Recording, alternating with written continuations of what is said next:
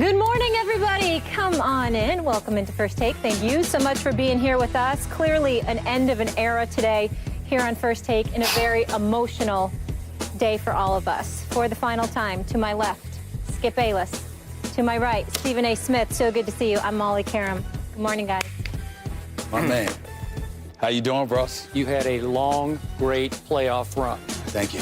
And you had to battle to get back here. Long, hard trip from Oakland, California to New York City to Bristol, and we appreciate that. Had to come say goodbye to my brother. Thank you know that. I'm here. All right, gentlemen. Let's Try go. not to get too emotional today. Yeah. We ready to work? Let's do what we do. Always ready. All right, and we're going to start with the NBA. LeBron James won his third NBA title, joining Michael Jordan, Bill Russell, and Kareem Abdul-Jabbar as the only players to win 3 titles and 4 MVPs. He also trails Michael by 3 titles and 3 Finals MVPs. Kevin Pelton on ESPN.com notes that James has now played in more finals than Jordan. And while it didn't always translate into victories for his team, James' best finals performances have rated better individually than Jordan's best. Skip, bottom line, will he ever be better than MJ? Mr. Smith, maybe 2-3 weeks ago, I brought this topic up on this show, and you said, oh, come on, stop it. But I told you if LeBron wins his 3rd ring, this will be a hot topic that will gain momentum and legs in the few days after LeBron wins his 3rd ring. Okay. All I heard yesterday, all I read yesterday was, is he better than Jordan? I heard a number of commentators on this network say, yes, he's already surpassed Michael Jordan. And I read Kevin Pelton's excellent analysis, all stats-based, that made the case he's on his way to surpassing Michael Jordan. You know my answer, and I think I know yours, unless you've changed on me in the last 24 hours, and I doubt that. You doubt it. No, LeBron will never be greater than Jordan because he can't be greater than Jordan. This is an unfair question to both LeBron and to Michael Jordan because, obviously, as you point out, Molly, Michael played in 6 finals and won 6 finals with 6 MVPs. And I'm sorry to the LeBron apologists today. I don't want to pile on. I don't want to try to detract from the greatness of LeBron James. And obviously, he is all-time great. You put him in your top, what would you say yesterday? Top LeBron James. 3 or? Top 5 Top easily. 5, okay. Top 5 easily. That's the greatest small forward of all time, yes. But if you go to the top and you start saying better than Jordan, it's just wrong unless you want to just build the case with stats. What have I said from the start? LeBron James is a stats beast. He is a triple-double waiting to roll out of bed and triple-double. He's already played in 20 more playoff games than Michael Jordan played in. So obviously, the stats are going to pile up because he is all-time gifted and all-time great and an all-time performer, a consistent performer in NBA Finals. But there are certain things about his resume, I'm sorry, I can't erase. And now that I'm pushed into this corner, again, forgive me, I'm just going to list a few things here to the LeBron apologists and protectors and defenders. Michael Jordan never had a meltdown against the Boston Celtics the way LeBron did in the 2nd round in 2010. Do you remember that one? It was pretty ugly. There are all kinds of rumors flying, and LeBron was in this and involved in that. Remember all that? And even more so, Michael Jordan never had the meltdown that LeBron had in the finals against the Dallas Mavericks. It was the chosen one turns into the frozen one, and I still can't figure out exactly what happened. And then Michael Jordan never had that stretch late in a Game 6 that LeBron had against my Spurs in 2013. 3 late turnovers, then missing the 3 that would have tied the game. Long rebound to Chris Bosh. Whipped it to the corner to Ray Allen, who saved LeBron's legacy with that tying 3. Then LeBron was great in Game 7, and I take nothing away from that. Michael Jordan never had a finals like LeBron had against my Spurs then in 2014, when LeBron played 4 lackluster games, like shockingly, to me, disengaged games, and his Miami Heat team got blown off the floor in 5 games by a record finals margin. MJ never had anything quite like that. So I step back from his resume and I say, how can you begin to make the case he's better than Michael when Michael never had these stains on his resume. I mean, Michael has as pristine a resume as you will ever encounter in pro basketball. I don't think we'll ever see another one like it. I could be wrong. But Michael Jordan, obviously, bottom line, was regarded as the greatest clutch player, at least one of the greatest. And clutch has never been LeBron's greatest strength or forte. So in the end, I can't even put them in the same sentence. And I don't know if you can help me lend some perspective to this. Well, the issue is not your perspective. The issue, Skip Bayless, on your last day here on First Take is the fact that you feel the need to provide a perspective. I didn't bring it up yesterday. Yes, you did. Did I write the Kevin Pelton story? No, you did not. But so Wait. what? So there's plenty of stories that have been written by people that we didn't agree with. We ain't talking Time about out. it. You want to talk about this. I watched Around the Horn yesterday. Frank Isola, Woody Page, Bill Plaschke. They were all making the case that LeBron is right there with Michael Jordan. I'm sorry, I heard it on our network. Well, here's the deal.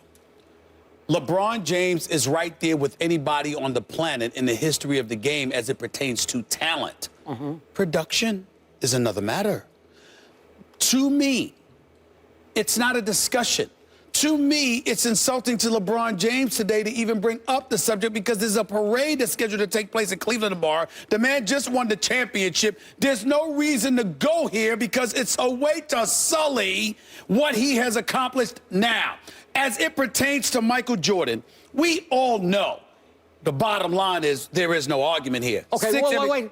You know, and listen, I think I know, but it's not we all know. They're talking talent. They're talking in terms of what they see. They're talking numbers. Well, let's go with some numbers. 6 NBA Finals, 6-0 in the NBA Finals, 6 NBA Finals MVP. LeBron James record, 3-4 in the NBA Finals.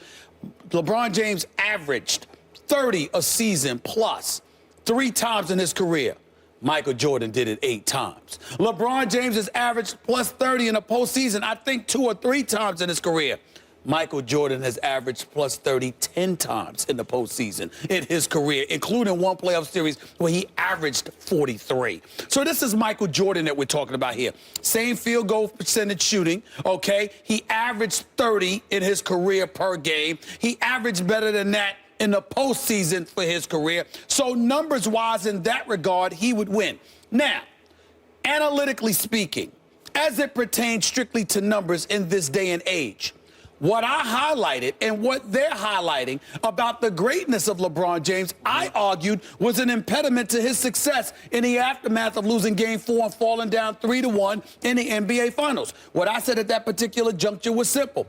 Specifically and only in Game 4, LeBron James was playing for numbers. LeBron James didn't go out there like a rough rider, like a dog, and be like, I'm going to win this damn championship. I'm not losing. He almost was playing as if to say, as long as I put up my numbers, then we are good. It won't be a situation where we're going to lose, it's going to point, the finger's going to point at me. Years from now, people are going to look at my stats and say, bam, I did my job.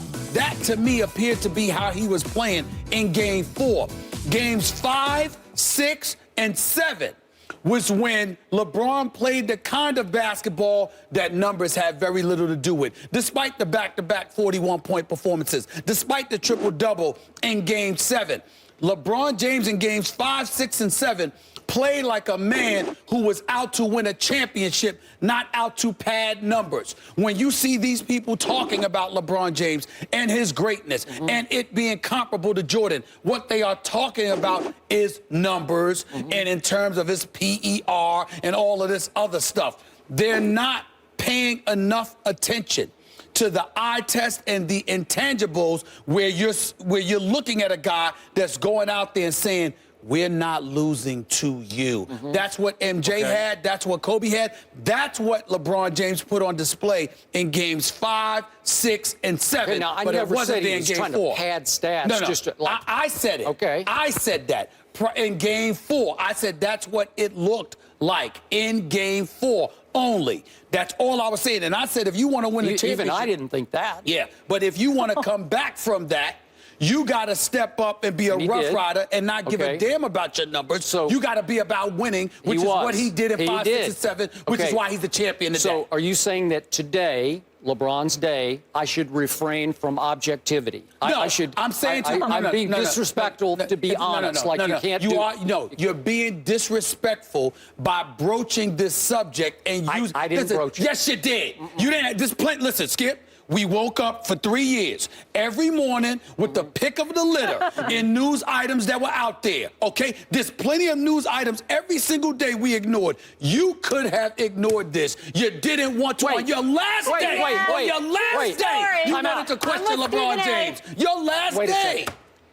I am supposed to ignore the most compelling figure in all of sports? No, I didn't say ignore all him. of sports. I said this topic. Don't switch the argument. Who you talking? Hold on. Wait, LeBron? Hey, Molly, you know what I love about him? Hold on. Who you talking to right now? You ain't talking to Molly. No, you're talking to me. No, I'm talking to Molly. You. So you're talking to me, okay? And you can go anywhere you want, but you ain't gonna find somebody that know you like I do. You did not have to pick this subject. Going out the door, you getting on LeBron. Going out the door. This is what you're doing. So I'm supposed to. Is that what you're doing? I'm supposed to. Wait a second. I'm supposed to refrain from pointing out that Draymond Green did get suspended for Game 5. Is that a fact? No. Wait. Can I finish? Did we not do that yesterday? Wait. Did we not do that yesterday? No. We're doing a topic right now on LeBron. What just happened? And should I refrain from pointing out that both Bogut and Iguodala, his nemesis defender, both got hurt in Games 5 and going into Game 6? Should I not bring that up?